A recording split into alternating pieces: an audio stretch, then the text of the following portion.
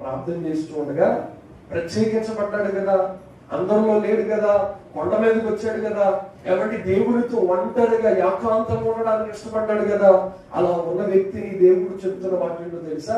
ఇదిగో నువ్వు అలా బండ పక్కనే ఉండు, బండ మధ్యలో నుండి నేను దాటి వెళ్ళిపోతూ ఉన్నప్పుడు నా మహిమ నీకు కనబరుస్తా ఉంటది.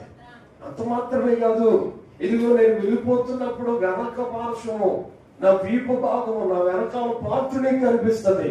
ఎందుకంటే డైరెక్టర్ గా నా ముఖాన్ని చూస్తే నీ కళ్ళు తట్టుకోలేదు, నీ ముఖం తట్టుకోలేదు.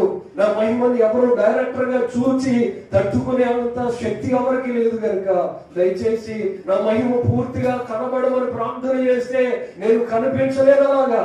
ఒక మాట నిజం, నీకు కనిపిస్తే నీ కళ్ళు ఉండే అవకాశం ఉండదు, నువ్వు నన్ను స్పష్టంగా చూడలేవు కనుక నా వెనకాల పార్ట్ మాత్రమే నీకు చూపిస్తా. వెళుతున్నప్పుడు అలా చూస్తావు.